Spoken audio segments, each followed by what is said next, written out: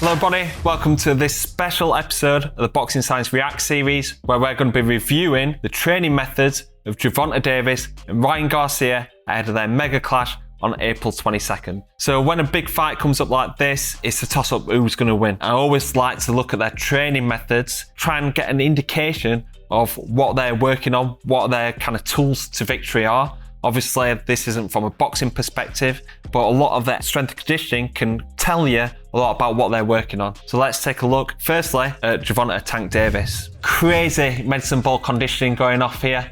Hope these guys are earning some good money having to catch Gervonta Davis's med ball throws. You can see he's putting some real speed and intent into this.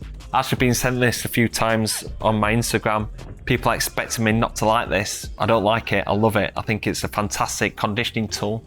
It's creating that real speed and intent, and as you can see towards the back end of this video here, it's actually got some red zone adaptations, getting something different from it rather than just going on the treadmill or air bike. It's getting that speed and power and forceful intent. So I've actually used like a similar format to this before as a little bit of a fun conditioning tool at the end of a workout. Doing medicine ball squash, this is something that I picked up from somebody doing medicine ball volleyball. This is a lot lower intensity. The medicine ball squash was a step up, and this is what Gervonta Davis is doing. And because he's got that med ball, it's creating some real force, speed and intent. This is creating some good physical adaptations. It's getting up into the red zone here, but also is getting some good speed and power endurance adaptations as well. If you haven't got access to two willing team members to catch the ball for you and to throw it back, you can do med ball slams, rotational slams, you can do like rotational med ball throws into a wall. Try and get like a certain amount of reps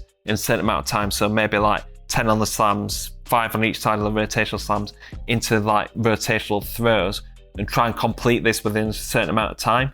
I wouldn't try and do anything more than 30 seconds or a minute, because you'll end up being quite fatigued, and this will affect the power and speed and intent that you're able to put into each one. You can see with Gervonta Davis's heart rates here, it's probably doing around about a minute on, minute off. And as you can see, it's getting really sharp increases in heart rate, which shows that it's doing it more kind of sprint based. I really like this tool, something that probably I might end up using at Boxing Science a little bit more often, because great off-feet conditioning, you're not hammering the lower body too much, you're getting mostly concentric activation with the medicine ball and throwing it as hard as you can. You're going to get some real good speed and intent, which will transfer into speed and power endurance. So you're seeing Gervonta Davis here using this body sling and attaching it to the cables, and he's working on punching action and then doing a range of different drills, like doing it with the medicine ball as well, and actually transferring into how he throws punches, especially his bent arm shots. I think he's working a lot on kinetic chain sequencing, optimizing the tools that he's already got, which is blistering hand speed and power. These slings here, I think they're quite cool because they're taking any kind of upper body bias away from kind of punch specific activities.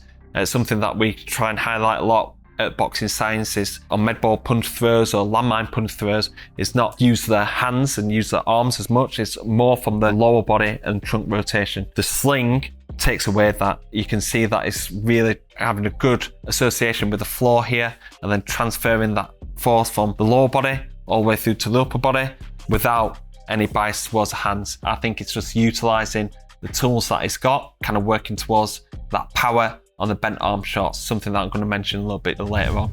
Talking about kinetic chain sequencing, is also looking to do this obviously in the speed and power setting, but also doing an mobility setting as well. There's no point in doing all these kind of fast explosive exercises if you're not mobile enough, especially in thoracic rotation. You start compensating using lower back muscles and potentially using shoulders as well. You can see that is targeting thoracic rotation. We've got some half eagles, we've got some quadruped rotations. Really good here with this S&C coach is the S&C coach is forcing him into that rotation there and try and increase that range of motion. Sometimes boxers just need this just to increase that range of motion a little bit more. As you can see there, he's using the band there to just stretch off the lats and the upper back muscles. Work on thoracic rotation, really important for boxing to try and prevent injuries, but also for that force transmission when working through the kinetic chain. We've got some dumbbell step-ups, fantastic exercise, something that we use at Boxing Science quite a lot. Now, what's quite interesting about dumbbell step-ups is a recent study by Neto et al. In 2020 increased glute activation during dumbbell step-up compared to other exercises such as walking lunge, squats, hip thrust variations. What you're losing here is the rate of force development. I'd still favour like doing trap bar deadlifts and squats. However, with the dumbbell step-ups, you're getting a lot of bang for your buck here. You're getting a concentric base activity, so you're not increasing kind of eccentric loading, which is associated with muscular soreness and also muscular hypertrophy as well. So you're getting a concentric base activity that is increased glute activation. What Gervonta's doing here is using dumbbells. You get some grip strength element as well, and also it's challenging the core. So dumbbell step-ups are fantastic exercise to use as your single leg exercises during training camp. Okay, so this exercise, another new one that I haven't seen before, and something that I'll probably use at Boxing Science, where he's using this sling again to create kind of more load through the trunk as he bends down to the side, half lunge / rotation. Now this is fantastic exercise for hip stability, for glute strength, glute med strength, also a bit of like kind of oblique activation as well. From a general point of view, this can transfer into any kind of sport, but for specific, this is really good for like kind of lead hooks or lead uppercuts. So this is fantastic for boxing, but very specific to Gervonta Davis, because one of his key shots is that lead uppercut, something that he knocked out Leo Santa Cruz with. His last fight, Hector Luis Garcia, he ended up retiring on his stool after landing a really big backhand, but that was set up by the lead uppercut to the body. And I think that working in the southpaw position and also against a taller opponent, this is a key shot for him in the Ryan Garcia fight. So he's gone from a very generic SSC exercise with a very specific purpose, not only for boxing, Gervonta Davis as an individual. This is exactly what a strength and conditioning program should look like, so it's fantastic to see. Before we move on to Garcia, let's review Tank Davis's SSC methods and kind of what observations that we can make before this mega fight on Saturday night. Some of his SSC work is highlighting what the main tactics are for the fight. Close range shots, working on that inside, trying to generate as much force through that kinetic chain to whip in, optimize that blistering hand speed and power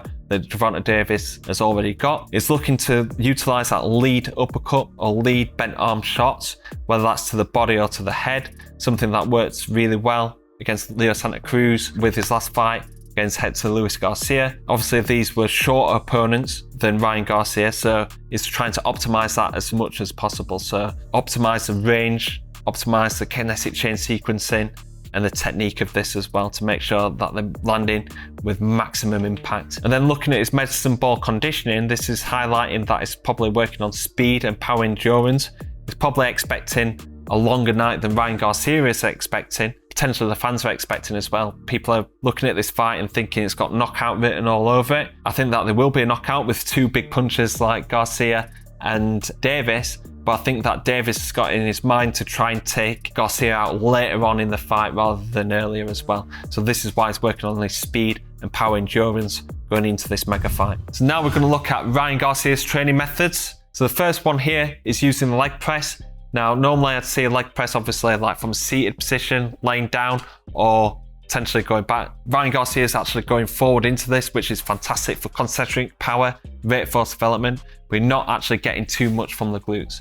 The leg press in general is a good exercise to use in boxing, especially like boxers like Ryan Garcia may struggle with overloading the legs. I say that for Ryan Garcia because he's a taller athlete. He might struggle with getting them increased ranges of motion, where he's overloading the lower body. He might struggle with postural stability. It's limiting the amount of weight load that they're lifting on a squat or a deadlift to overload the lower body.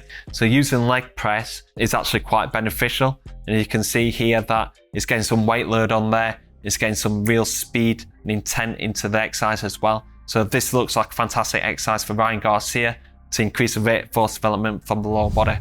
Okay, so we've got Ryan Garcia here using some bicep curls. I use bicep curls in very specific scenarios, whether it's for heavyweight boxers, female athletes, or also working back from injuries, so for hand surgeries and everything. I can see why Ryan Garcia is using bicep curls for this fight. He's going to be working at that long range. He's got a superior height and reach advantage over Gervonta Davis, and the last thing that he wants to do is let Gervonta Davis get on the inside too much. So he's going to be long with the jab, might be overextending too much sometimes. So then The bicep acts as a protective tool for his elbow, but also to generate power through the lead hook. The lead hook is Gervonta Davis's key punch and definitely something to land on a southpaw, but because he's wanting to keep it at range, that arm is going to be a little bit longer. So the bicep is vital for him to produce power and to be able to deal with them impact forces when landing the lead hook. So bicep curls for Ryan Garcia, very useful exercise, especially for this fight when he's looking to land that lead hook at distance. Got some resisted sprints. Resisted sprints, fantastic exercise to improve acceleration and speed for boxing. What I like about this clip here is that the coach is running with them rather than creating too much resistance. On resisted sprints, dropping the speed by anywhere between 10 and 20%. Too many athletes being hoisted back by the athlete. You can see that Ryan Garcia's got a pretty good running technique here. He's creating that speed and intent. So how this has an impact on the fight, potentially looking at speed, endurance, that speed out of the blocks, being reactive through the calves and through the legs. This is generating a lot of force in a short amount of time. Being sharp on the feet, I think that's something that Garcia is looking to utilize in this fight when he's trying to keep Gervonta Davis at distance and land them long shots. So here we've got some banded rows, a useful exercise to activate the lats. So you can see that Ryan Garcia is getting some good increase in range of motion, getting it right up to the chest. You can see that the lats and the upper back muscles being well developed here. Now, a few different reasons why I think he might be using banded rows here. One reason might be for the deceleration at the end range of the punch. So you can see that he's releasing it quite quickly. This is a useful tool to get the lats and the arms used to decelerating towards the end range of the punch. This is useful for if you're missing with shots, to protect that elbow joint and the upper limb. We use it in a very specific context with like a punch release. This is a general activation tool,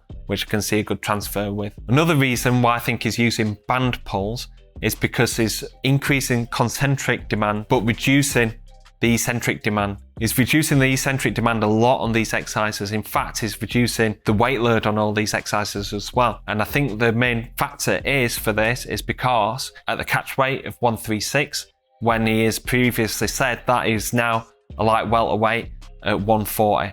The last time he made 135 was in 2021, early 2021. He made 138 in 2022. So this is going to be an intense weight cut for Ryan Garcia. So he's wanting to avoid any kind of eccentric stress or weight load to avoid muscular hypertrophy and also to reduce any kind of soreness that's associated with when you're in a calorie restriction. If you're tight to the weight, you want to try and reduce that eccentric loading to reduce that kind of muscular soreness. This is something that I've had to consider before in training camps where an athlete is tight to the weight and it becomes more of a weight cut camp rather than a performance camp. It doesn't mean that totally scrap the weights or any kind of eccentric loading, but just being a little bit clever about the exercise selections that you use. Maybe go for more concentric based exercises towards the minimum effective dose in terms of like the amount of intensity on the bar, the amount of load on the bar, or the volume and sets and repetitions. You don't need to totally scrap weights when you're tight to the weight. Having a more structured plan in place to reduce any kind of chances of muscular hypertrophy and also reducing any soreness that you're getting from eccentric loading. So you can see what Ryan Garcia is doing here in terms of being concentric based only and reducing the amount of weights that he's lifting. I think it's quite extreme. There's still some good strength adaptations that you can make during a weight cutting camp. So looking at Ryan Garcia's training techniques, a few assumptions that I made is going to be trying to keep it long, especially using that lead hook and probably throwing it a little bit longer than what he normally would. He's very mindful of this weight cut coming down to 136. He's not touching any weights or looking to trying to eccentrically load. How hard is he going to actually find it getting down to 136? He last made 135 in 2021. He got knocked down by Luke Campbell. 2022, when he made 138, he went the distance and weren't able to stop a very durable Tego, but it was inactive as well. You'd expect Ryan Garcia to get the knockout there. So with that in mind, that kind of plays into Gervonta Davis's hands. If he's more aggressive earlier on, make some openings for Davis to get onto the inside. But then if he's preserving and trying to go into the later rounds, I think Davis is planning on doing this, taking him into deep waters and trying to win or trying to knock him out in the later rounds. Both very, very talented fighters. I'm very excited for the fight. Davis has an advantage going in just because of that weight cut and because of some of the training techniques being used as well. If you've got any observations on some of the comments that I've made about the training, let us know in the comment box below. And if you're not subscribed yet, please hit the subscribe button so you don't miss out on any future content. And if you're wanting more of an insight into Garcia's and Davis's training techniques, go and check out the other episodes of the Boxing Science React series where we go a little bit more in depth into the training techniques used in previous camps. Thank you very much for watching. Hopefully see you soon at Boxing Science.